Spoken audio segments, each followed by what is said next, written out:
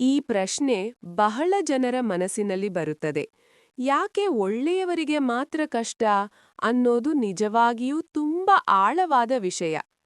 ಒಳ್ಳೆಯವರಿಗೆ ಕಷ್ಟ ಮಾತ್ರ ಬರುತ್ತದೆ ಅನ್ನೋದು ಸಂಪೂರ್ಣ ಸತ್ಯ ಅಲ್ಲ. ಆದರೆ ನಾವು ಗಮನಿಸುವುದು ಏನು ಅಂದರೆ, 1. ಒಳ್ಳೆಯವರು ಹೆಚ್ಚು ಸಂವೇದನಾಶೀಲರು, ಅಂದರೆ ಸೆನ್ಸಿಟಿವ್ ಇರುತ್ತಾರೆ. ಅವರಿಗೆ ಸಣ್ಣ ಸಮಸ್ಯೆಯೂ ದೊಡ್ಡದಾಗಿ ಅನಿಸಬಹುದು, ಏಕೆಂದರೆ ಅವರು ಹೃದಯದಿಂದ ಯೋಚಿಸುತ್ತಾರೆ. 2.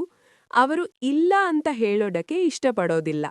ಇತರರಿಗೆ ಸಹಾಯ ಮಾಡ್ತಾ ತಾವೇ ತೊಂದರೆ ತೆಗೆದುಕೊಳ್ಳುತ್ತಾರೆ. ಇದರಿಂದ ಕೆಲವೊಮ್ಮೆ ಕಷ್ಟಗಳು ಹೆಚ್ಚಾಗುತ್ತವೆ. 3. ಜೀವನ ಎಲ್ಲರಿಗೂ ಪರೀಕ್ಷೆ ಕೊಡುತ್ತದೆ. ಒಳ್ಳೆಯವರಾಗಲಿ ಕೆಟ್ಟವರಾಗಲಿ ಕಷ್ಟ ಎಲ್ಲರಿಗೂ ಬರುತ್ತದೆ.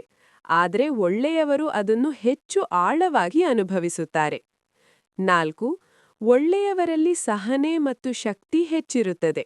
ಜೀವನ ಕೆಲವೊಮ್ಮೆ ಬಲಿಷ್ಠ ವ್ಯಕ್ತಿಗಳನ್ನೇ ಪರೀಕ್ಷಿಸುತ್ತದೆ, ಏಕೆಂದರೆ ಅವರದನ್ನು ಎದುರಿಸಬಲ್ಲರು. 5. ನಾವು ಗಮನಿಸುವುದು ಕಷ್ಟ ಮಾತ್ರ. ಒಳ್ಳೆಯವರಿಗೆ ಆಗುವ ಒಳ್ಳೆಯ ಸಂಗತಿಗಳನ್ನು ನಾವು ಅಷ್ಟು ಗಮನಿಸೋದಿಲ್ಲ, ಆದರೆ ಕಷ್ಟಗಳು ಮಾತ್ರ ಹೆಚ್ಚು ಕಾಣಿಸುತ್ತವೆ.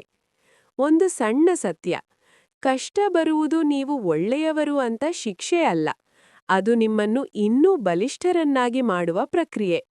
ನೀವೀಗ ದುಃಖದಲ್ಲಿದ್ದೀರಾ ಅನಿಸ್ತಿದೆ, ಆದ್ರೆ ನೆನಪಿಡಿ, ನೀವು ಒಳ್ಳೆಯವರು ಅಂದ್ರೆ ಅದು ದುರ್ಬಲತೆ ಅಲ್ಲ, ಅದು ನಿಮ್ಮ ದೊಡ್ಡ ಶಕ್ತಿ. ನಿಮಗೆ ಬೇಕಿದ್ದರೆ ನಿಮ್ಮ ಮನಸ್ಸಿನಲ್ಲಿರುವುದನ್ನು ಹೇಳಬಹುದು, ನಾನು ಕೇಳ್ತೀನಿ. ಧನ್ಯವಾದಗಳು.